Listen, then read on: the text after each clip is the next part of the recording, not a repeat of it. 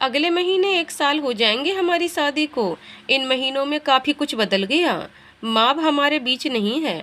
हमारी शादी को हुए 2 महीने भी नहीं हुए थे, वो हमें और पापा को हमेशा के लिए अकेला छोड़कर चली गईं।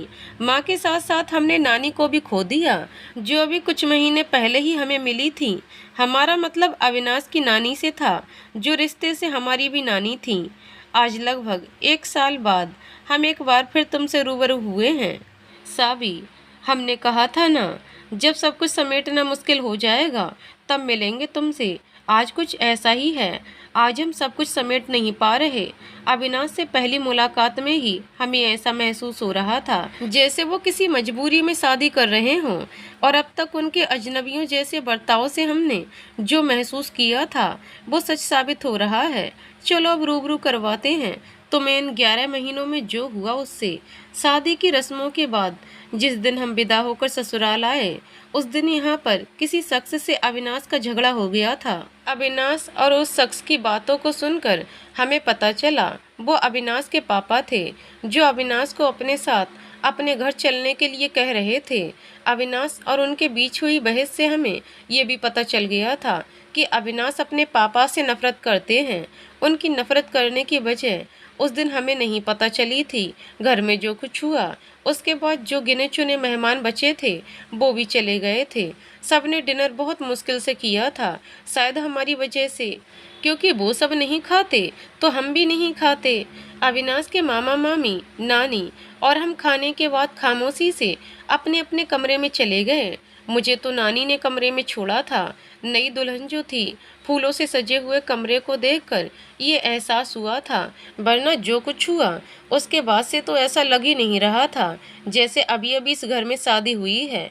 हमें कमरे में छोड़ने के बाद नानी ने शायद अविनाश को कमरे में भेजा था। वो आए और हमारी तरफ देखकर जो कुछ भी हुआ उसके लिए सॉरी बोला और सोने के लिए बोलकर खुद सोफे पर सोने चले गए।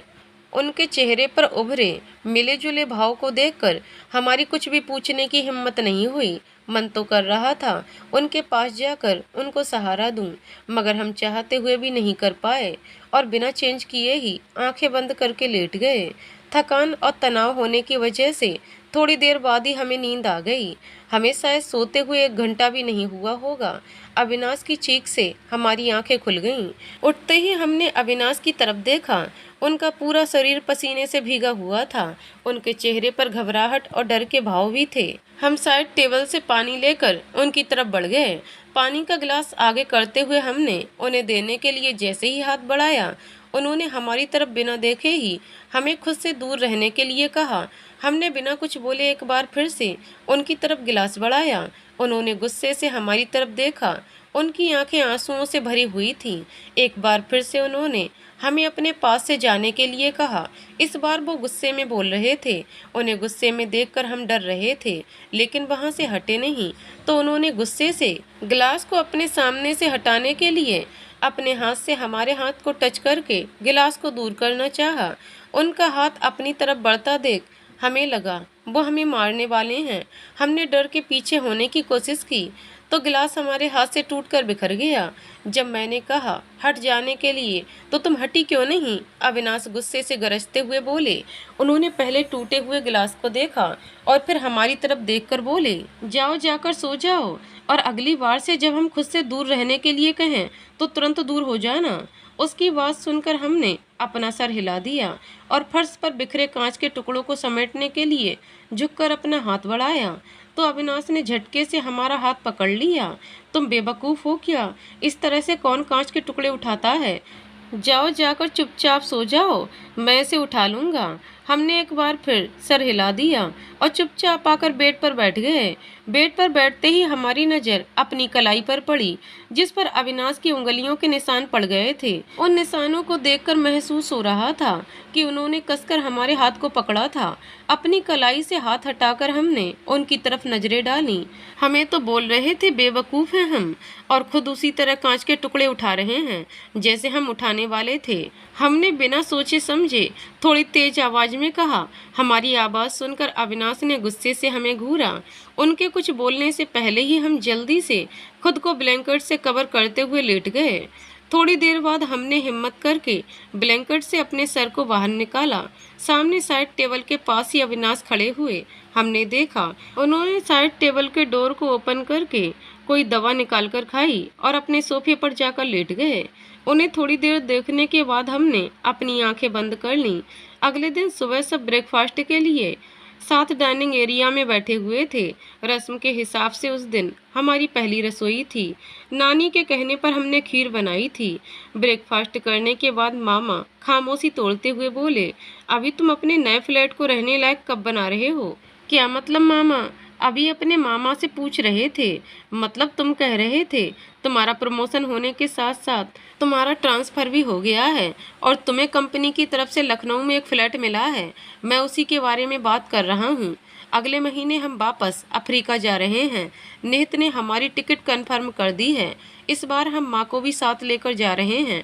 अब तो तुम्हारी शादी हो गई है। तुम्हारा ख्याल रखने के लिए अब तुम्हारी वाइफ तुम्हारे पास है। अब ना तो तुम्हारे पास माँ को रोकने की कोई वजह है और ना ही माँ के पास हमारे साथ ना रहने का कोई बहाना।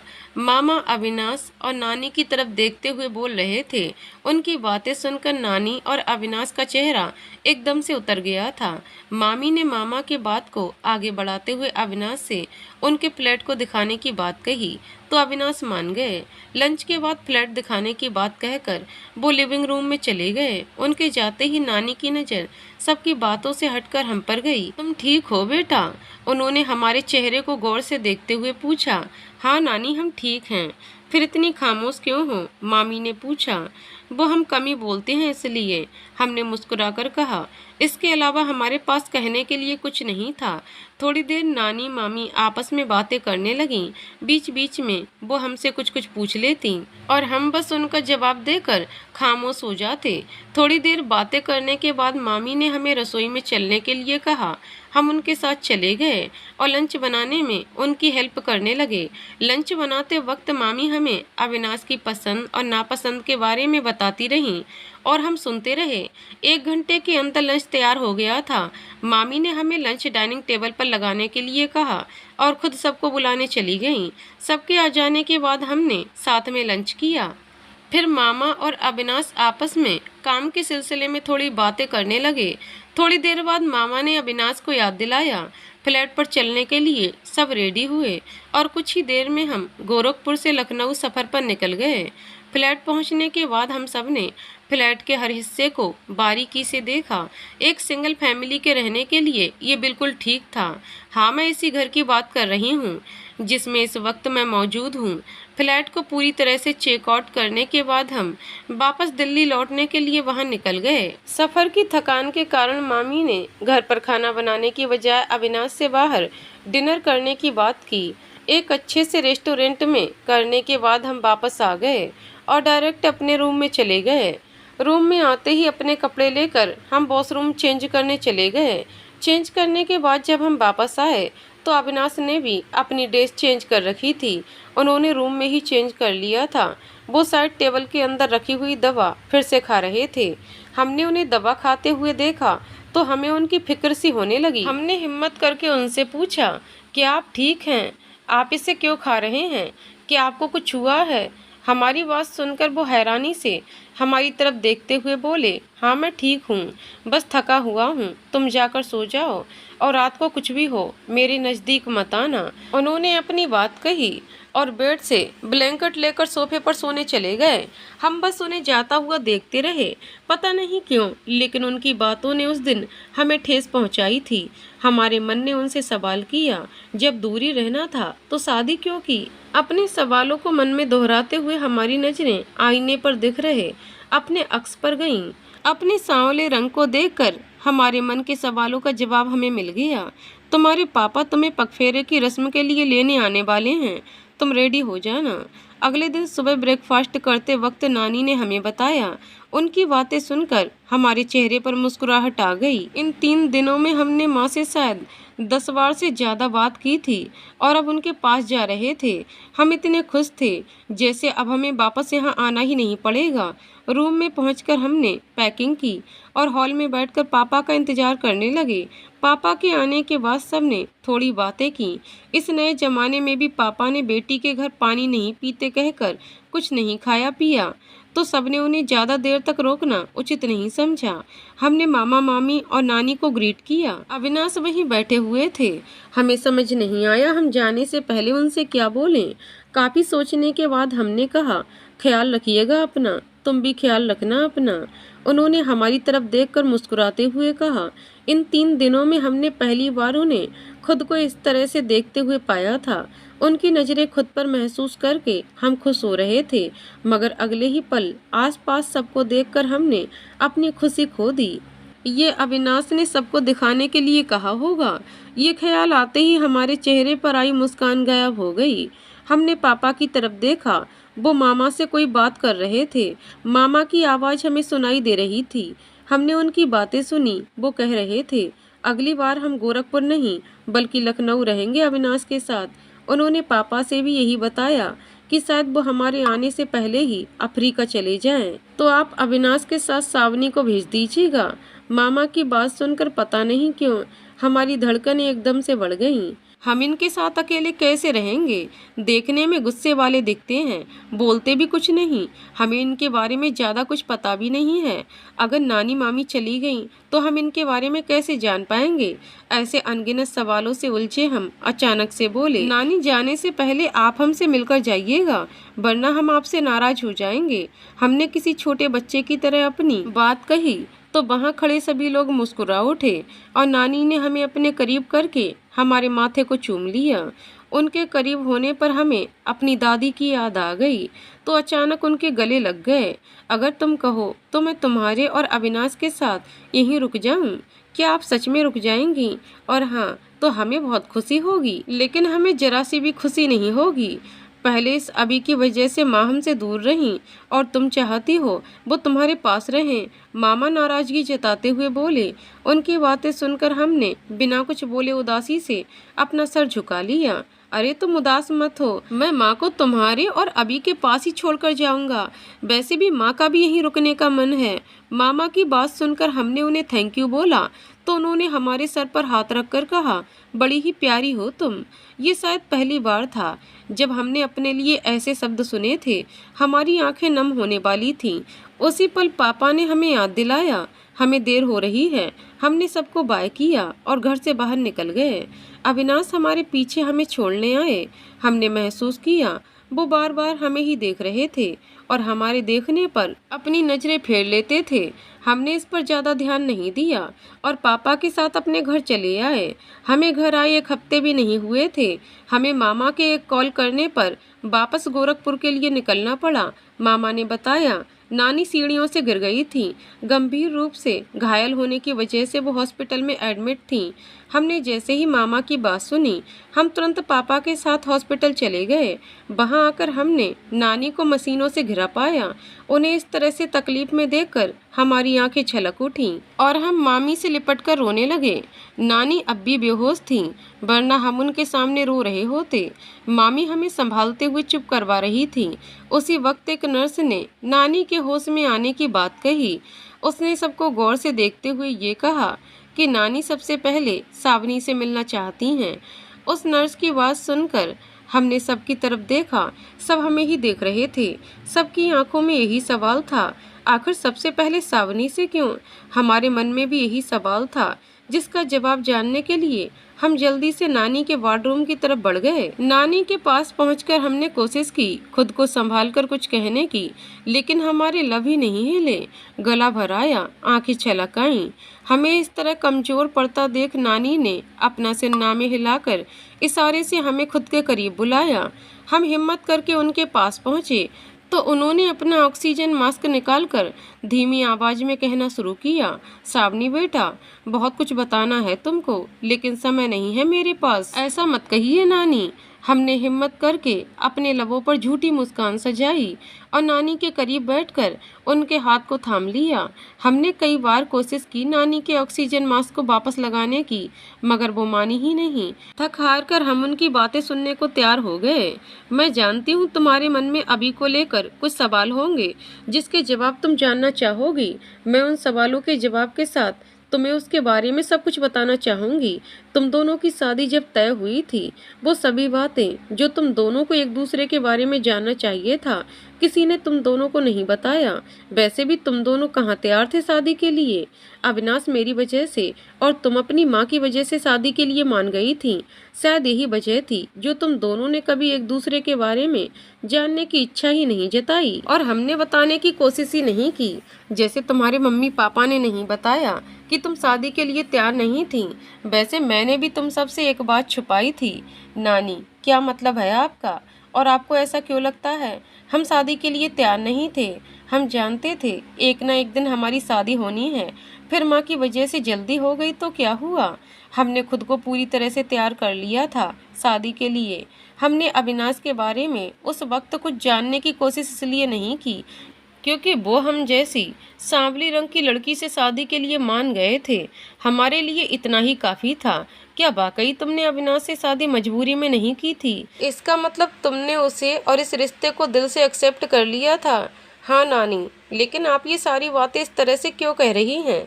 इस वक्त आपकी कंडीशन सही नहीं है, आपको आराम की जरूरत है। नहीं, इस वक्त तुम्हें सब बताना जरूरी है क्योंकि मैं नहीं चाहती मेरे जाने के बाद तुम अभी को किसी वजह से छोड़कर चली जाओ। नानी, क्या हो गया आपको? आप इस तरह। सावनी बेटा, प्लीज हमारी बात पूरी तरह से सुन लो, हमें चुप रहने के लिए मत कहो। ठीक है नानी, आप जो हमें बताना चाहती हैं हम सुनने के लिए तैयार हैं। नानी के बार बार कहने पर हमें उनकी बात माननी ही पड़ी। उस दिन नानी ने हमें अविनाश के बारे में सब कुछ बताया था। उस दिन हमें नानी के जरिए अविनाश के बारे में सब कुछ पता चला। हम उससे पहले बस इतना ही जानते थे कि अविनाश अपने नाना और मामा मामी के साथ रहते हैं क्योंकि जब वो छोटे थे तभी उनकी मम्मी की डेथ हो गई थी। उनकी डेथ कैसे हुई थी इसके बारे में हमें नहीं पता था। नानी ने हमें बताया अविनाश की माँ की डेथ नॉर्मल नहीं थी।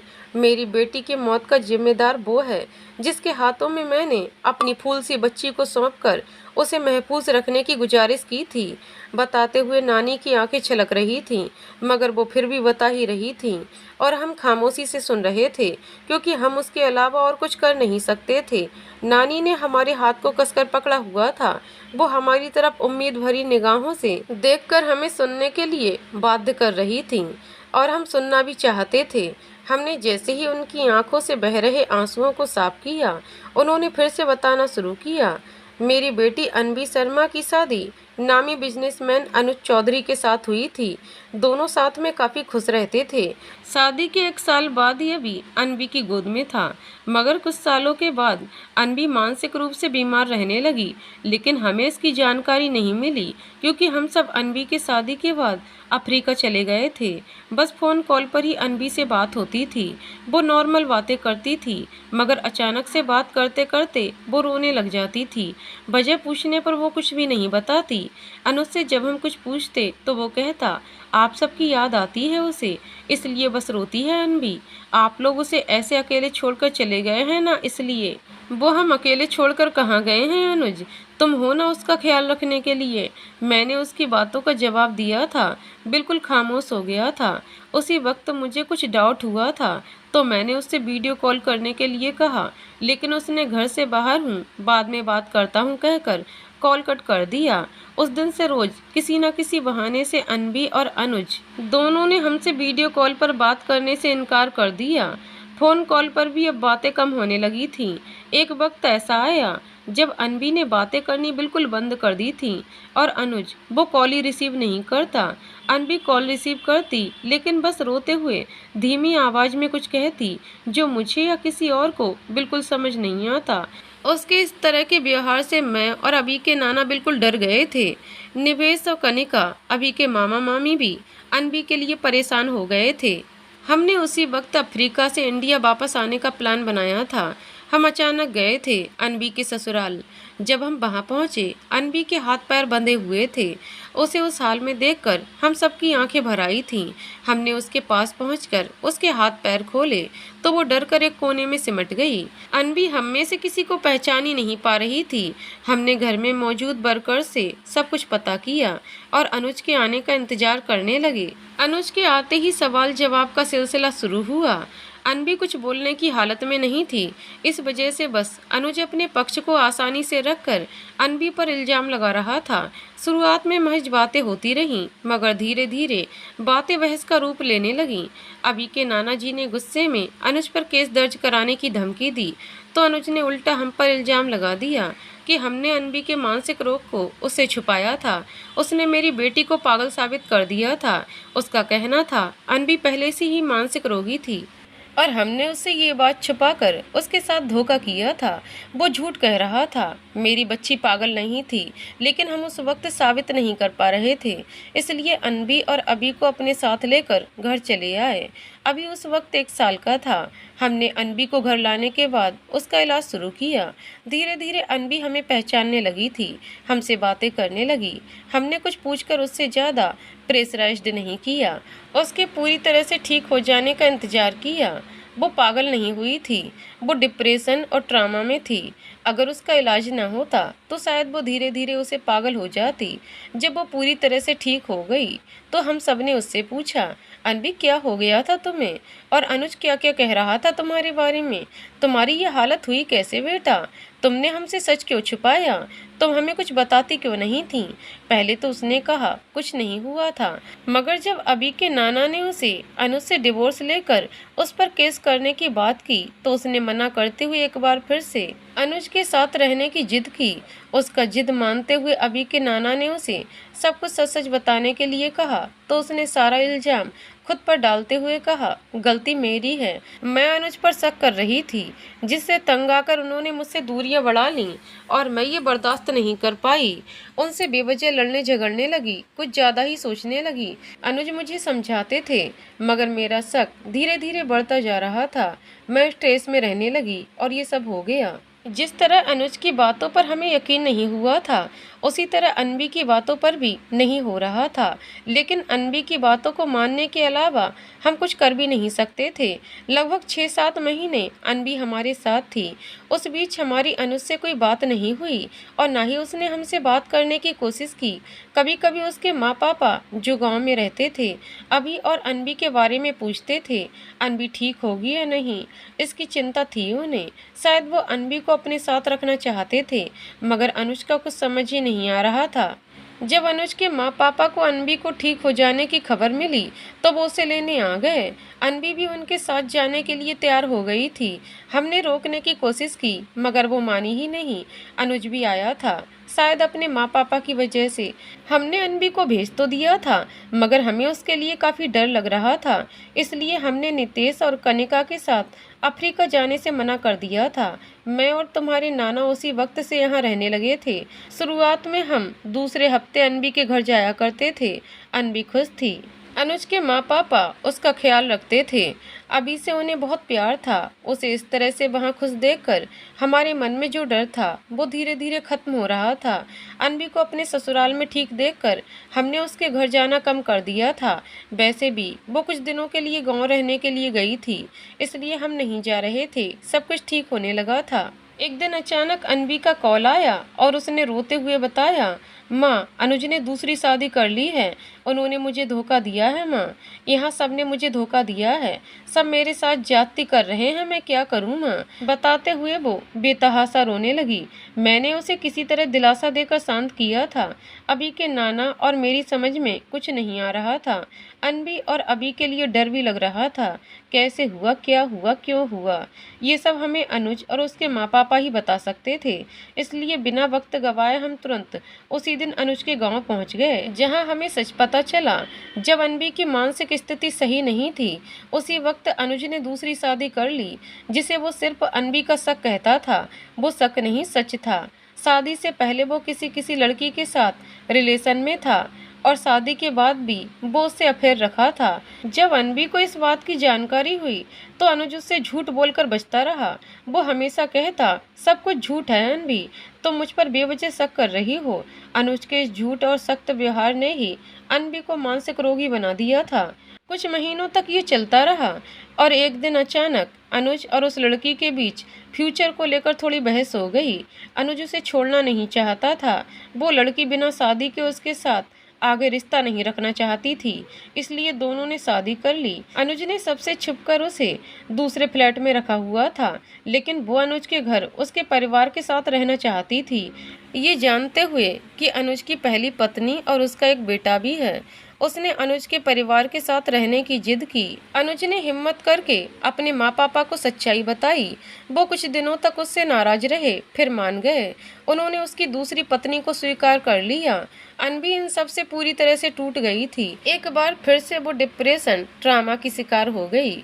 सब कुछ जानने के बाद हमने अनबी को अपने साथ चलने के लिए कहा और अनुज से अनबी को डिवोर्स देने की बात की। अभी के नाना गुस्से में काफ़ी कुछ कह चुके थे। वो नहीं चाहते थे अनबी अनुज के साथ रहे। चाहती तो मैं भी नहीं थी, मगर अनुज और उसके माँ पापा ने अभी को बीच में लाकर हमें मजबूर कर दिया। अनबी को उनके पास छोड़ने के लिए उन तीनों का कहना था वो अभी की कस्टडी लेंगे। कोई भी कोर्ट किसी को 2 साल के बच्चे को किसी मानसिक रोगी के साथ रहने की इजाज़त नहीं देगा। अनुज का कहना था, मुझ पर अनलीगल मैरिज का केस करने से पहले ये सोच लीजिएगा कि आप कभी साबित नहीं कर पाएंगे और न ही हमें साथ रहने से रोक पाएंगे। वो अपनी मनमानी कर रहे थे। हम अनबी की वजह से खामोश थे, क्योंकि वो अभी को किसी भी हाल में नहीं खोना चाहती थी। इतना सब हो जाने के बाद उसे उम्मीद थी अनुज उसके साथ ही रहेगा, वो अपनी दूसरी पत्नी को छोड़ देगा। एक लंबी बहस करने के बाद अनबी के हक में फैसला लिया गया कि उसे समझौता करना होगा, उसे अनुज की दूसरी पत्नी को स्वीकार करना होगा। वो मान भी गई थी। हम चाहते हुए भी कुछ नहीं कर पाए। हमने अनुज के माँ पापा से अनबी का इलाज कराने की बात की। वो मान गए, मगर उन्होंने उसे हमारे साथ भेजने के बजाय खुद उसका इलाज कराने की बात की। वो जानते थे अनबी अगर हमारे साथ रहेगी तो अभी उनके पास ही रहेगा। वे अभी को खुद से अलग नहीं करना चाहते थे। वो अनबी को अभी की वजह से ही मानते थे। उनके दिल में अनबी की कोई खास जगह नहीं थी, मगर अभी के लिए वो अनबी से जुड़े हुए। सब कुछ डिसाइड हो जाने के बाद हम घर वापस आ गए थे। अब हर रोज अनबी से फ़ोन कॉल पर बात होती। हम उससे अपने साथ रहने के लिए कहते और वो सब कुछ ठीक हो जाएगा का दावा करती। उसकी बातों पर हमें यकीन कम होता था, इसलिए हम हर महीने उससे मिलने जाते थे। वो गांव में अनुज के माँ पापा के साथ रहती और अनुज अपनी दूसरी पत्नी के साथ शहर में। हम जब भी उससे मिलने जाते, अनबी झूठी मुस्कुराहट अपने चेहरे पर सजाकर खुश रहने का दिखावा करती। अनबी और अभी को इस तरह अकेले छोड़कर खुद शहर में रहने की बात का विरोध करते हुए हमने अनुज से बहस की। हमारे दबाव डालने पर अनुज अनबी और अभी को अपने साथ रखने के लिए तैयार हो गया। अनबी इस बात से खुश थी। उसे क्या पता था उसकी ये खुशी ज्यादा दिन नहीं टिकने वाली है। अनुज अनबी को साथ लेकर चला तो गया था, मगर वो उस पर जरा भी ध्यान नहीं देता था। उसकी दूसरी पत्नी मानसी बेवजह अनबी से बहस किया करती थी। वो अभी को देखकर जलती थी, क्योंकि अनुज अभी को मानता था। आखिर वो उसका अपना खून था। बस यही बात मानसी को बर्दाश्त नहीं होती थी।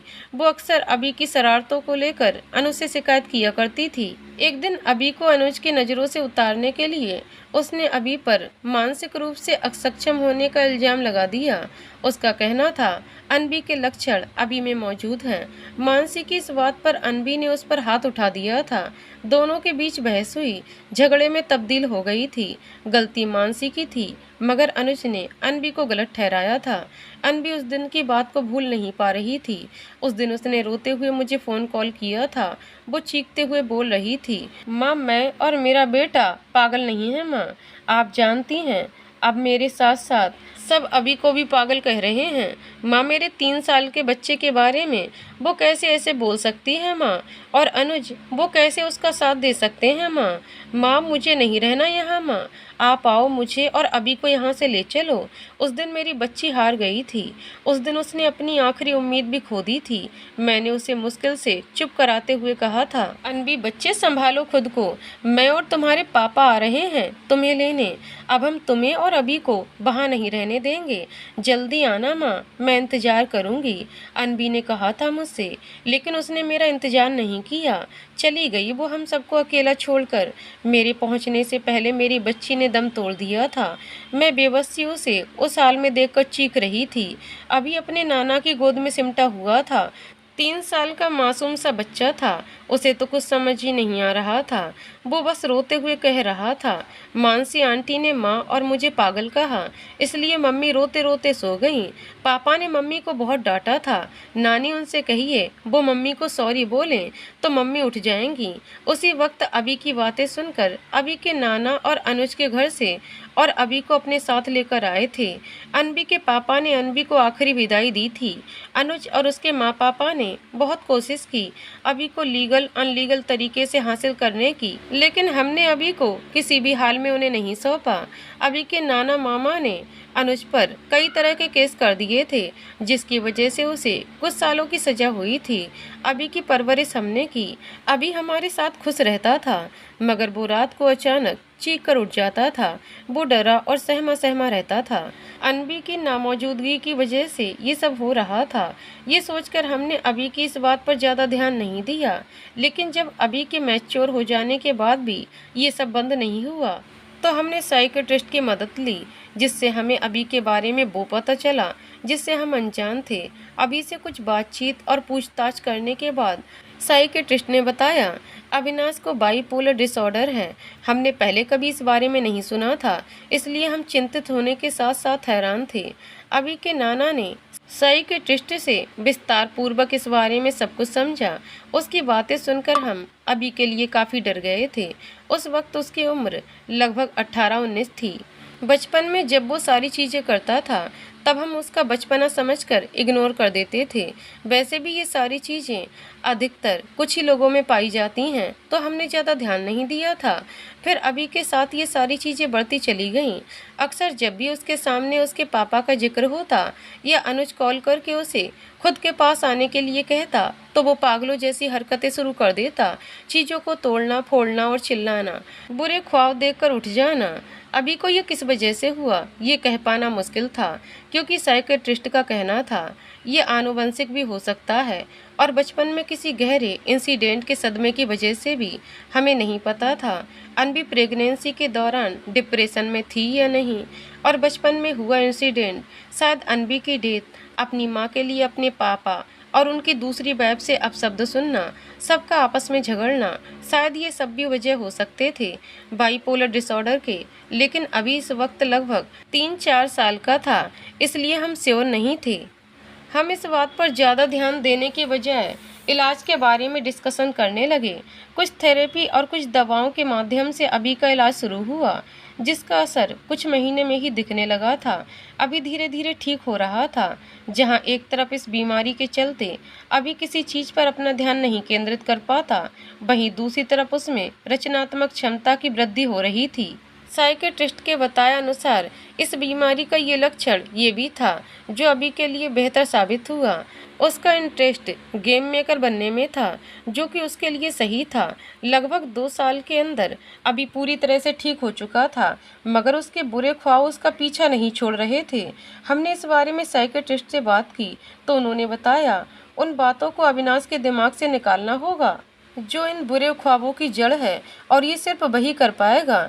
हमने अभी को काफ़ी समझाया कि वो अपना कल भूल जाए। उसके पापा ने जो उसकी माँ के साथ किया था वो उसकी सज़ा भुगत रहा है। उसकी दूसरी पत्नी उसे छोड़कर जा चुकी है, जिसके लिए उसने अनबी को छोड़ा था। उसने अनुज के जेल जाते ही उसे छोड़ दिया था।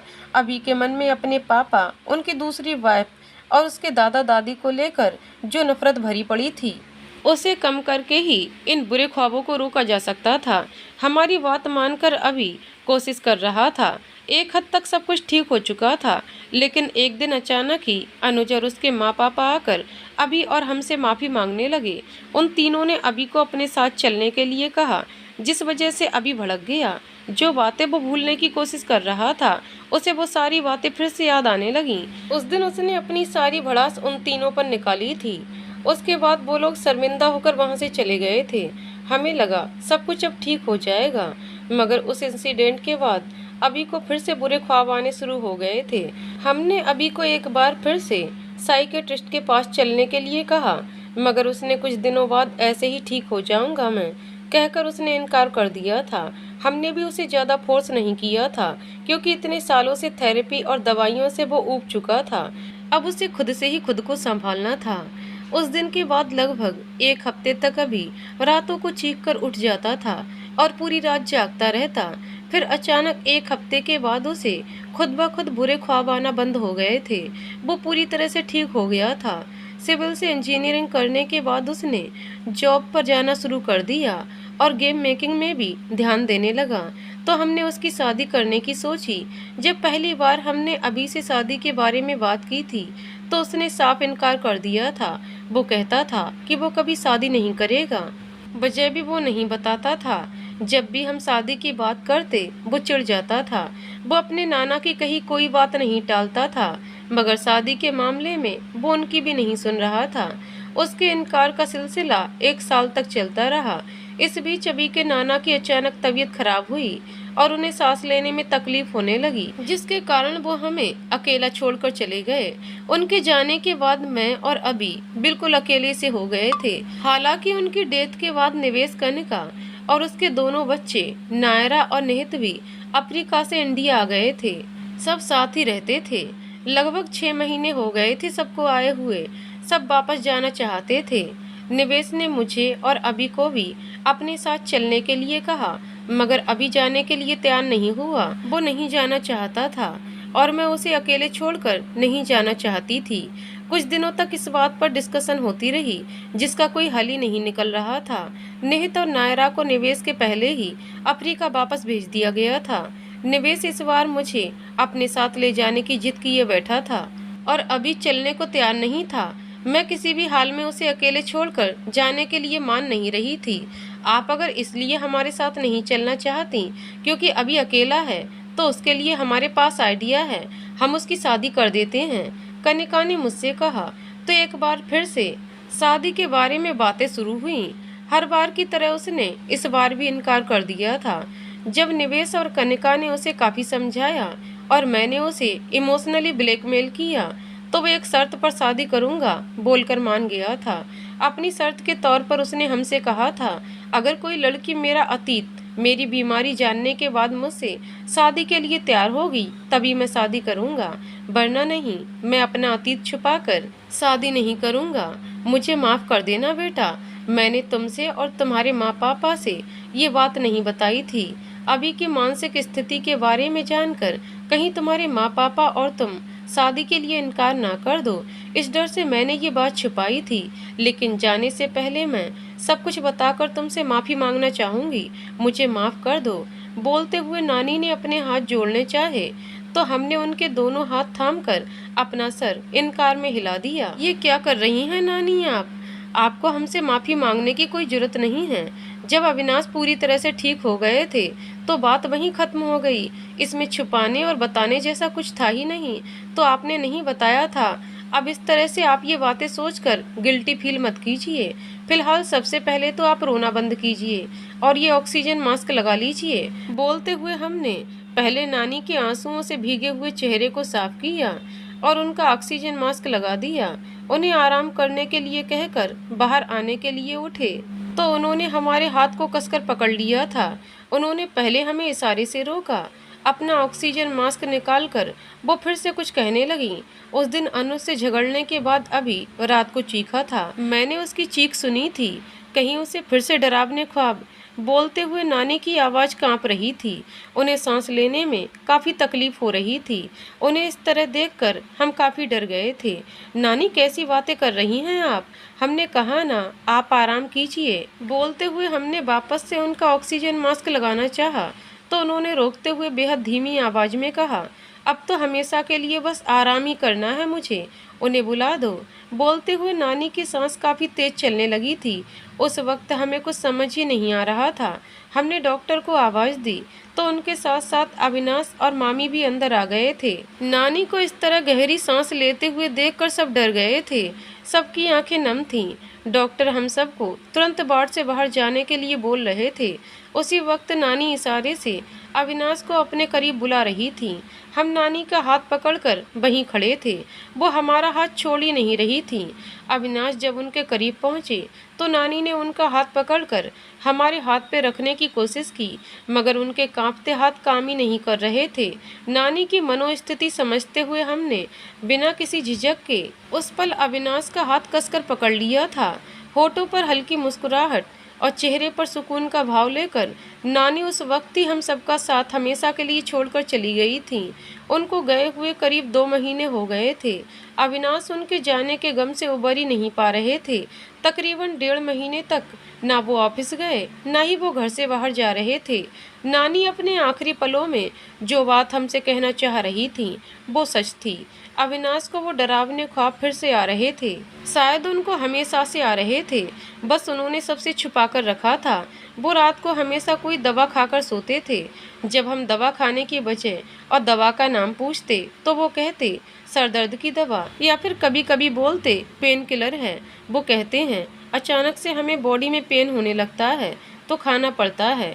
उनके इस तरह से जवाब से हमें कोई फर्क ही नहीं पड़ा, मगर रोज रोज उनको इस तरह दवा खाते देख हमें डाउट हो रहा था। हमने डाउट को क्लियर करने के लिए एक दिन हमने उनकी गैर मौजूदगी में उनकी दवा चेक की तो पता चला वो नींद की दवा लेते थे। मतलब उन्हें वो ख्वाब आने बंद नहीं हुए थे। वो उन ख्वाबों से बचने के लिए अब तक नींद की दवा लेते आ रहे थे। हमने उनसे इस बारे में बात करना चाहा, मगर हम कर ही नहीं पा रहे थे। हम अब भी एक दूसरे से फॉर्मल वाला रिश्ता निभा रहे थे। हालांकि हम कोशिश कर रहे थे रिश्ते को आगे बढ़ाने की, मगर अविनाश उनकी तरफ से कोई रिएक्शन ही नहीं मिलता था। वो तो हमेशा भागते ही रहते थे। सच कहें तो हमें डर लगता था। किस बात का डर ये पता नहीं, बस अविनाश से डर लगता था। इसलिए वो दवा वाली बात हमने इनसे करने की बजाय मामी को बता दी थी। मामी अविनाश से इस बारे में हमारे सामने ही बात करने वाली थी, लेकिन उसी वक्त पापा हमारे घर आ गए थे। वो हमें लेने आए थे। उन्होंने बताया माँ की तबीयत कुछ दिनों से सही नहीं है, वो हमें बहुत ज़्यादा याद करती हैं। हमें उसी वक्त पापा के साथ जाना पड़ा था। माँ हमारे आ जाने से खुश थी, लेकिन उनकी तबीयत सुधरने के बजाय बिगड़ती जा रही थी। और एक दिन वही हुआ जिससे हम और पापा डरते आ रहे थे। माँ के जाने के बाद ऐसा लग रहा था जैसे सब खत्म हो गया हो, सब एक जगह रुक गया हो। अविनाश जो अभी तक नानी के गम से उबर नहीं पाए थे, मामा पापा को संभाल रहे थे और हमें मामी। कुछ दिनों तक वो हमारे साथ ऐसे ही घर पर रहे थे, फिर वो वापस अपने घर चले गए थे। करीब 2 महीने तक हम पापा के पास उनके साथ थे। इन 2 महीनों में अविनाश मामा मामी अक्सर कॉल करके हमारे और पापा के बारे में पूछते थे, अपना ख्याल रखने और खुद को संभालने के लिए कहते रहते थे। मामा मामी को अब वापस अफ्रीका जाना था। निहित और नायरा वहाँ अकेले सब कुछ मैनेज नहीं कर पा रहे थे। मामा ने इस बारे में पापा से बात की। उन्होंने उन्हें खुद के जाने के बारे में बताया और हमें घर भेजने के लिए कहा। पापा ने मामा की बात मान ली, लेकिन हम उन्हें छोड़कर आने के लिए मान ही नहीं रहे थे। उन्होंने किसी तरह हमें मनाया था और हमें यहाँ भेज दिया था। मामा मामी इंडिया में ही थे जब हम गोरखपुर से लखनऊ शिफ्ट हुए थे। कुछ दिन हमारे साथ रहकर वो अफ्रीका चले गए। अब हम और अविनाश इस घर में रहते हैं। अविनाश खुद तो ऑफिस चले जाते हैं और हम अकेले यहाँ रह जाते हैं। आज 6 महीने हो गए हैं हमारी शादी को, लेकिन रिश्ता अब भी वहीं का वहीं है। हम अभी दोस्त तक नहीं बन पाए। अविनाश बस खाने के वक्त या फिर किसी ज़रूरी टॉपिक पर ही हमसे बात करते हैं। कभी कभी मन करता है हम यहाँ से पापा के पास चले जाएं, लेकिन पापा से जब भी कॉल पर आने के लिए बोलते हैं तो वो कहते हैं क्या करोगी तुम यहाँ आकर, तुम्हारी शादी हो गई है। अविनाश को तुम्हारे सहारे की ज़रूरत है, उसका ख्याल रखो और उसके साथ रहो। मेरी फिक्र मत किया करो। मेरा ख्याल रखने के लिए मेरे पास मेरे पेन गेस्ट हैं जो कि बहुत अच्छे हैं। तुम मेरे बारे में ज़्यादा मत सोचा करो। मुझे जब भी ज़रूरत होगी मैं तुम्हें बुला लूँगा, और वैसे भी मैं तो आ ही जाता हूँ कभी कभी तुमसे मिलने। पापा की बात सुनने के बाद वहाँ जाकर रहने का कोई चांस ही नहीं है। लेकिन कब तक ऐसे अविनाश के साथ रहना है, हमें ये समझ ही नहीं आ रहा। आज कुछ भी हो, हमें इनसे बात करनी है, पूछना है कि ये हमारे साथ रहना चाहते हैं या नहीं, जानना है कि कहीं इन्हें भी तो हमारे सांवले रंग से प्रॉब्लम तो नहीं है। आखिर हस्बैंड वाइफ होने के बावजूद भी हम कब तक और क्यों ऐसे अजनबियों की तरह रहेंगे। और दवा वाली बात भी सब जानना है आज अविनाश से हमें। सोच तो रहे हैं हम सब पूछने के लिए, उनसे बात करने के लिए, लेकिन कुछ समझ ही नहीं आ रहा कैसे क्या पूछेंगे उनसे। उनके ऑफिस से आने का समय भी हो गया है। तुमसे बाद में मिलते हैं सावी। फिलहाल अविनाश से बात करने के लिए खुद को तैयार कर लेते हैं। आगे जो भी होगा तुम्हें बताएंगे जरूर। अविनाश की आंखें सावनी की डायरी पढ़कर आंसुओं से भर चुकी थी। आंखें जब उन आंसुओं को ज्यादा देर रोक नहीं पाईं, तो वो तीव्र वेग में बहते हुए डायरी के पन्नों पर गिरने लगीं। लगातार 4 घंटे से पढ़ने के कारण आंखों में अब चुभन सी होने लगी थी। डायरी पढ़ते वक्त अविनाश पूरी तरह से उसमें खो गया था। उसे एहसास ही नहीं हुआ कि पन्ने पलटने और उसकी सिसकियों से आ रही आवाज़ों के कारण सावनी नींद से जाग सकती है। बिना इन सब की परवाह किए वो तो बस डायरी को आगे पढ़ना चाहता था।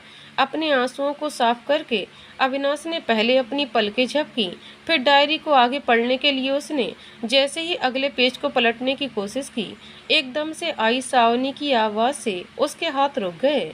अभी क्या हुआ आपको? आप उठकर क्यों बैठे हैं? बोलते हुए सावनी ने उठने की कोशिश की। सावनी को उठता देख अविनाश ने घबराते हुए डायरी को उसकी नज़रों से बचाकर ब्लैंकेट के नीचे छुपा लिया। अंधेरा होने के कारण सावनी ने इस बात पर ज्यादा ध्यान नहीं दिया। वो इस समय अपनी नींद भरी आंखों को झपकाते हुए बस अविनाश के चेहरे को देखने की कोशिश कर रही थी। साइड टेबल पर जल रहे इलेक्ट्रॉनिक लैंप की हल्की रोशनी के बीच अविनाश का चेहरा देखने में उसे कठिनाई हो रही थी। अविनाश के करीब जाकर जब सावनी ने हल्की रोशनी में उसकी लाल आंखें देखीं, तो वो घबरा गई। आप रो रहे थे? क्यों, क्या हुआ? सब ठीक है ना? सावनी ने फिक्र करते हुए पूछा। कुछ नहीं हुआ मुझे, वो काफी देर से लैपटॉप में बिजी था तो आंखों में चुभन होने लगी थी। मैंने सोचा पानी के छींटे मारने से चुभन कम हो जाएगी तो वॉशरूम गया था। तुम परेशान होना बंद करो और चुपचाप सो जाओ। मैं भी सोने की कोशिश करता हूँ, फिर अपने आप ठीक हो जाएंगी आंखें। अविनाश ने बड़ी सफाई से झूठ बोलते हुए कहा। अपने होठ भींच लिए। ठीक है, मगर आपको कुछ भी हेल्प चाहिए होगा तो मुझे जगा देना। बोलते हुए सावनी ने अविनाश के हाथ पर अपना हाथ रख दिया। ओके। अविनाश ने सावनी का हाथ पकड़कर उसे सोने के लिए कहा और खुद भी सोने के लिए लेट गया। सावनी पहले से ही नींद में थी, इसलिए वो लेटने के कुछ सेकंड बाद ही सो गई, जबकि अविनाश ने बस अपनी आंखें बंद कर रखी थीं। वो सावनी के सो जाने का इंतजार कर रहा था। सावनी के सोने के बाद उसने अपनी आंखें खोलकर एक बार सावनी के चेहरे को गौर से देखा। जब उसे यकीन हो गया सावनी सो चुकी है, तो उसने डायरी को ब्लैंकेट के नीचे से निकालकर पढ़ना चाहा, लेकिन अपनी आंखों में हो रही चुभन को वो इस बार बर्दाश्त नहीं कर पाया। उसने कुछ सोचकर अपनी पलकें झपकी और डायरी को हिफाजत से अपने तकिए के नीचे छुपा लिया। मैं जानता हूँ आगे के पेज में तुमने उस दिन हमारे बीच हुई उन बातों को लिखा होगा। आगे तुमने जो भी लिखा होगा शायद मुझे पता है। बोलते हुए अविनाश सावनी के चेहरे पर आ रहे बालों को हटाकर उसे गौर से देखने लगा। सावनी को देखते हुए अविनाश अपने बीते दिनों को याद करके नम आंखों से मुस्कुराने लगा। मामा मामी के अफ्रीका जाने के बाद सावनी बिल्कुल अकेली हो गई थी। अविनाश सुबह अपने ऑफिस चला जाता और शाम को आता। ऑफिस से आने के बाद थोड़ी देर रेस्ट करके अविनाश अपने लिविंग रूम में जाकर अपने लैपटॉप में बिजी हो जाता। वो वहां से बाहर तभी आता जब सावनी उसे डिनर करने के लिए बुलाती। इस बीच अविनाश सावनी से कुछ चाहिए हो तो बता देना, खाना खाया या नहीं, कोई परेशानी तो नहीं, बस इतनी बातें करता था और सावनी बस हाँ या ना में जवाब देकर अपना सर हिला देती। उसे समझ ही नहीं आता वो क्या बात करे अविनाश से। वो तो उसके पास रुकता ही नहीं है, उससे भागता रहता है।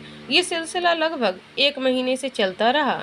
सावनी दिन भर घर के कामों में खुद को व्यस्त रखती, लेकिन घर के काम कम होने की वजह से उसके पास काफी खाली समय रहता। उसे समझ ही नहीं आता वो क्या करे। उसे यूं घर पर बैठे बैठे बोर होना काफी खल रहा था। नए घर में शिफ्ट हुए उसे बस 2 महीने हुए थे, इसलिए आसपास के लोगों से उसकी ज़्यादा जान पहचान भी नहीं हुई थी। अविनाश के अजनबियों जैसे व्यवहार और अकेलेपन से जूझ रही थी सावनी। काफ़ी ज़्यादा परेशान रहने लगी थी। उसकी इस परेशानी में अगर कोई उसके साथ था तो वो थी उसकी डायरी, जिससे वो अपनी बातें कभी कभी शेयर करती थी। आज भी वो हॉल में रखे सोफे पर बैठकर अपनी डायरी से सब कुछ शेयर कर रही थी। डायरी लिखते वक्त उसकी नज़रें बार बार दरवाजे की तरफ जा रही थीं। अपने बीते दिनों की सारी बातें लिखने के बाद उसने डायरी को बंद कर दिया। फिर घड़ी की तरफ गौर से देखकर वो डायरी लेकर अपने रूम में चली गई। रूम में जाकर उसने अपनी डायरी को कबर्ड में रखा और वापस आकर फिर से सोफे पर बैठ गई। अविनाश से कैसे बात करे, पहले किस बारे में बात करे, हमारे रिश्ते के बारे में या उनके दवा खाने की वजह के बारे में? नहीं, बेहतर होगा हम सबसे पहले उनसे खुद के लिए एक जॉब की तलाश करने की बात करें। इससे बात की शुरुआत होगी। वो थोड़ी पूछताछ करेंगे और फिर हम भी अपने मन की बात उनके सामने रख देंगे। हाँ, ये ठीक रहेगा। सोचते हुए सावनी के लब मुस्कुरा उठे।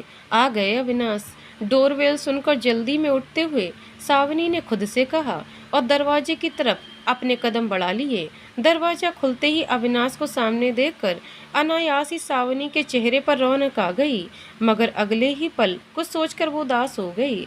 तुम ठीक हो? अविनाश ने सावनी के उदासी भरे हुए चेहरे को देखते हुए पूछा। हाँ, हम ठीक हैं। आप बैठिए, हम आपके लिए पानी लेकर आते हैं, सावनी ने अपनी पलकें झुकाते हुए कहा। फिर बिना एक पल गवाए उसने किचन से पानी लाकर अविनाश के सामने रख दिया। क्या हम अभी बात करें इनसे या डिनर के टाइम? सोचते हुए सावनी ने अविनाश की तरफ देखा। वो पानी पीकर लिविंग एरिया की तरफ जा रहा था। कितना काम करते हैं, दिन रात डेस्कटॉप से चिपके रहने की वजह से इनके डार्क सर्कल बढ़ते जा रहे हैं, लेकिन इन्हें तो किसी चीज़ की फिक्र ही नहीं है। बोलते हुए सावनी ने अपने कदम किचन की तरफ बढ़ा लिए। लगभग 20 मिनट के बाद सावनी लिविंग रूम में अविनाश के पास थी। आपकी चाय, धीमी आवाज़ में बोलते हुए सावनी ने ट्रे को डेस्क टेबल पर रख दिया। थैंक यू बोलकर अविनाश ने डेस्कटॉप से अपनी नज़रें हटाकर चाय का कप उठाना चाहा, तो एक की बजाय 2 कप देखकर उसने सवालिया नज़रें सावनी पर डाली। अविनाश की सवालिया नज़रें खुद पर महसूस करते ही सावनी ने तुरंत दूसरा कप उठा लिया। ये हमारे लिए है। पास में रखी चेयर पर बैठकर सावनी ने कप अपने होठों से लगाते हुए कहा। उसे लिविंग रूम में खुद के साथ बैठकर चाय पीता देख अविनाश ने कुछ सोचते हुए खुद से कहा, पहले तो कभी तुमने इस तरह से लिविंग रूम में मेरे साथ बैठकर चाय नहीं पी, ना ही कभी तुम इतनी देर तक मेरे पास बैठी हो। मतलब जरूर कुछ जरूरी काम होगा। कोई बात करनी है क्या तुम्हें? कुछ चाहिए क्या? हाँ, जॉब चाहिए हमें। जॉब? तुम्हें जॉब चाहिए? अविनाश ने हैरानी से सावनी की तरफ देखते हुए कहा। फिर जैसे ही उसने आगे कुछ बोलना चाहा, सावनी को फिर से बोलता हुआ देखकर वो चुप हो गया। देखिए, अब ये मत कहिएगा कि मैं तुम्हें जॉब करने की परमिशन नहीं दे सकता। आखिर तुम्हें क्या जरूरत है जॉब करने की? ये और कुछ कहकर हमें निराश मत कीजिएगा। लेकिन क्या आप नहीं चाहते हम जॉब करें? वैसे तो चाहते तो हम भी नहीं हैं, लेकिन इसके अलावा हमारे पास कोई और ऑप्शन ही नहीं है। पूरा दिन हम घर पर अकेले बैठे बैठे बोर हो जाते हैं। समझ में नहीं आ रहा हम क्या करें। थोड़ा सोचा तो ख्याल आया कि जॉब कर लेते हैं। इस बहाने हम बाहर जाएंगे तो हमें अच्छा लगेगा। घर पर अकेले होने की वजह से तुम बोर हो जाती हो, इसलिए तुम जॉब करना चाहती हो कि अपनी बोरियत दूर करने के लिए तुम्हें जॉब के अलावा कोई और ऑप्शन नहीं समझ आ रहा? नहीं, क्या मतलब? नहीं, इतने सारे ऑप्शन तो हैं, जैसे टीवी देखना, नॉवेल पढ़ना, गाने सुनना, गेम खेलना, और भी बहुत होंगे। तुमने सोचा नहीं शायद? सोचा था हमने, सिर्फ सोचा नहीं बल्कि करते भी हैं। लेकिन ऐसा फील हो रहा है जैसे लगातार इन सब से जुड़े रहे तो हम जल्द ही इन सब से भी बोर हो जाएंगे। वैसे भी इन सारी चीज़ों को करने के बाद भी हम अकेला फील करते हैं। सब कुछ सोचकर ही हमने जॉब वाला ऑप्शन चुना है। आपकी जानकारी में अगर कोई जॉब है तो सोचकर बता दीजिएगा। हम सोच रहे हैं कल से ही जॉब सर्च करना शुरू कर दें। कोई ज़रूरत नहीं है तुम्हें जॉब सर्च करने की। मैं नहीं चाहता तुम अभी जॉब करो। क्यों? आप क्यों नहीं चाहते? हम जॉब करें। जब आपको हमारी मौजूदगी से कोई मतलब ही नहीं है तो फिर जॉब वाली बात से आपको क्यों प्रॉब्लम होने लगी? कहीं आप ये तो नहीं सोच रहे कि जब हम बाहर जाएंगे तो आपको जानने वाले और आसपास के लोग हमें देखेंगे, हमें लेकर बातें बनाएंगे, इंसल्ट होगी ना आपकी? अविनाश ने जैसे ही जॉब के लिए मना किया, सावनी ने वो बातें भी कहनी शुरू कर दी जो वो डायरेक्टली नहीं बोलना चाहती थी। वो अपने और अविनाश के रिश्ते के बारे में शांति से अविनाश से बात करना चाहती थी, लेकिन अपनी फीलिंग बताने के बाद भी जब अविनाश ने उसे डायरेक्टली जॉब के लिए मना किया तो उसे अचानक से गुस्सा आ गया। इन दिनों उसने जो कुछ भी महसूस किया था उन सब का फ्रस्ट्रेशन अब वो अविनाश पर निकालने लगी। उसके मन में जो भी शिकायतें थीं वो सब अब बाहर आने लगी थीं। उसे इस तरह गुस्से में बातें करते देख अविनाश को हैरानी हो रही थी। ऊपर से उसे सावनी द्वारा कही गई बातों का मतलब भी समझ नहीं आ रहा था। ये क्या बोले जा रही हो तुम? मुझे तुम्हारे जॉब करने से प्रॉब्लम, तुम्हें लोग देखेंगे, बातें बनाएंगे, मेरी इंसल्ट होगी, क्या मतलब है इन सब का? आखिर कहना क्या चाहती हो तुम? सावनी जैसे ही चुप हुई, अविनाश सख्त लहजे में बोला, वो नहीं चाहता था सावनी आगे भी कुछ बोले, क्योंकि सावनी की बातें उसे समझ तो नहीं आ रही थी, लेकिन गुस्सा जरूर दिला रही थी। बचपन से ही वो खुद के गुस्से को कंट्रोल नहीं कर पाता था। इस वक्त उसे खुद के गुस्से से डर लग रहा था। उसे डर था कहीं वो सावनी को चोट ना पहुंचा दे। वो सावनी पर किसी भी हाल में गुस्सा नहीं करना चाहता था। सही कह रहे हैं जो इतने दिनों से महसूस कर रहे हैं। आप जिस तरह से हमसे पेश आते हैं उससे ही लगता है कि आपको हम अच्छे नहीं लगते। हमारा आपके साथ रहना आपको पसंद नहीं है। जब आप हमारे साथ खुश नहीं हैं तो आज़ाद क्यों नहीं कर लेते अपने आप को इस रिश्ते से? हम पर तरस खाकर आप जो जिम्मेदारी की तरह इस रिश्ते को निभा रहे हैं उसे निभाना बंद कर दीजिए और आज़ाद कर लीजिए खुद को इस रिश्ते से। अगर आप ये सोचकर इस रिश्ते से आज़ाद नहीं हो पा रहे कि हमारे साथ गलत होगा तो उसकी परवाह मत कीजिए। बचपन से हमारे सांवले रंग ने हमें इतनी तकलीफ पहुंचाई है कि अब आदत सी हो गई है इन सब की। ये तकलीफ भी बर्दाश्त कर लेंगे हम। अब समझ गए ना आप? या और किसी बात का मतलब जानना है आपको? माफ़ कीजिएगा अगर कुछ गलत कह दिया हो हमने, लेकिन क्या करें, नहीं बर्दाश्त कर पा रहे हम ये कि आप उन लोगों में शामिल हो जो हमारे रंग की वजह से पसंद नहीं करते। खैर वो लोग तो सामने से कह देते थे, पर आपका ये नज़रअंदाज करना, आपका अजनबियों जैसा व्यवहार सहन नहीं होता हमसे। आपकी खामोशी चुभती है अभी। बोलते हुए सावनी का गला रुंध गया, उसकी आंखें भर आईं। उसने अपने आंसुओं को संभालने की कोशिश की लेकिन उससे नहीं हो पाया, तो वो बेआवाज रोने लगी। सावनी की बातें सुनकर अविनाश अपनी जगह पर जैसे जम सा गया। सावनी की बातें, उसके आंसू, उसकी शिकायत सब सीधे अविनाश के दिल पर चोट कर रहे थे। उसके चेहरे पर उभरे भाव और आंखों में आई नमी बता रही थी कि इस वक्त वो गहरी तकलीफ महसूस कर रहा था। उसे समझ ही नहीं आ रहा था वो कैसे जवाब दे सावनी की बातों का। कुछ सोच समझकर उसने अपनी आंखों को भींजते हुए गहरी सांस भरकर बाहर छोड़ी। फिर हिम्मत करके उसने जैसे ही कुछ बोलने की कोशिश की, सावनी की आवाज ने उसे चुप करा दिया। बस अब हम आप पर बोझ बनकर नहीं रह सकते। हमें नहीं लगता आपको हमारी कोई परवाह होगी, तो आप बेझिझक अपना फैसला ले सकते हैं। आप सोच रहे होंगे ना कि इतना सब कह रहे हैं तो हम ही क्यों नहीं आज़ाद कर लेते खुद को इस रिश्ते से। हाँ, यही सोच रहा हूँ मैं। आखिर क्यों तुम खुद को इस रिश्ते से आज़ाद नहीं कर लेती? अगर इतनी शिकायतें हैं तुम्हें मुझसे, तो अब तक तुमने एक बार भी जाहिर क्यों नहीं किया? अविनाश बोलते हुए सावनी के नज़दीक आ गया। इस वक्त वो अपने मन की बात कहने की बजाय सावनी के मन में उसके लिए क्या है वो जानना चाहता था। वो हम नहीं, हमें लगा आप हमेशा ऐसे नहीं रहेंगे, साथ रहते रहते आपको हमसे थोड़ा लगाव हो जाएगा, तो आप और हम, मगर पता नहीं क्यों हमारी उम्मीदें जुड़ने लगी थीं आपसे। बोलते हुए सावनी की जुबान लड़खड़ा रही थी। अविनाश के करीब मौजूद होने से उसे अब घबराहट हो रही थी। क्या मतलब है तुम्हारा? मेरे इतना सब करने के बावजूद भी तुम मेरे साथ रहना चाहती हो? ये बात बात पर मतलब क्यों पूछ रहे हैं आप? आपको हमारी बातें एक बार में समझ नहीं आती क्या? इस बार सावनी ने अपनी घबराहट को कम करते हुए गुस्से में कहा। उसने सोचा था अविनाश के मन में जो भी है वो सब अविनाश बता देगा। एक बार सब कुछ क्लियर हो जाएगा तो सावनी आगे कोई डिसीजन ले पाएगी। लेकिन अविनाश क्या चाहता है ये अब तक समझ ही नहीं आ रहा था। कोशिश तो कर रहा हूँ समझने की, लेकिन आज तक जैसे तुम्हें समझ नहीं पाया वैसे तुम्हारी बातें भी समझ नहीं आ रही। कोशिश? 1 साल से आप कोशिश कर रहे हैं क्या? वाकई आप चाहते क्या हैं अविनाश? अब मेरे चाहने से क्या होगा जब तुमने अलग होने का फैसला कर लिया? आपके चाहने से ही तो सब कुछ हो रहा है अविनाश, आपकी वजह से ही तो है ये। बेटा मिनट, हमने फैसला लिया है से क्या मतलब है आपका? आज़ाद होना चाहती हो इस रिश्ते से तुम? नहीं, हम आज़ाद करना चाहते हैं आपको इस रिश्ते से। हम आप पर बोझ बनकर नहीं रहना चाहते। मैंने आज़ादी मांगी क्या तुमसे कभी? और ये किसने कह दिया तुमसे कि तुम मुझ पर बोझ हो? मजबूरी या समझौते के आधार पर निभाए जा रहे रिश्ते से जुड़ा शख्स अक्सर सामने वाले पर बोझ ही होता है। सही कहा तुमने, लेकिन तुम मुझ पर बोझ बिल्कुल भी नहीं हो। हाँ, मैंने मजबूरी में तुमसे रिश्ता जोड़ा था, लेकिन कभी तुम्हें और रिश्ते को खुद पर बोझ नहीं माना। बस तुमसे दूरी जरूर बनाकर रखी थी मैंने, जिसकी एक वजह थी, जिसके बारे में मैं तुमसे चाहते हुए भी बात नहीं कर पा रहा था। और अब जब हिम्मत करके तुमसे बात करने का मन बना लिया था तो तुमने, ऐसी कौन सी बात है? हम जानना चाहते हैं अभी, प्लीज बताइए ना। अब उस बारे में बात करने का कोई फायदा नहीं है। जब तुम्हें मेरे साथ रहना ही नहीं है तो फिर हमने कब कहा कि हमें आपके साथ नहीं रहना? मतलब तुम हमारे साथ रहना चाहती हो? हाँ, मगर ऐसे नहीं। बोलते हुए सावनी ने अपनी पलकें झुका लीं। तो फिर कैसे?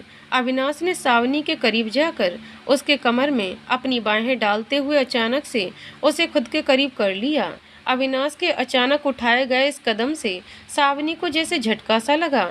उसने अपनी झुकी पलकें उठाकर जैसे ही अविनाश की तरफ देखा, उसके चेहरे को खुद के करीब झुकता हुआ देखकर उसने तुरंत अपनी आंखें भींच लीं। अभी ये आप क्या कर रहे हैं? सावनी ने खुद को अविनाश की पकड़ से छुड़ाते हुए कहा। अब कोई सवाल नहीं, अभी सिर्फ मेरे सवाल सुनो और उसका जवाब दो। बताओ जरा, कैसे रहना चाहती हो तुम?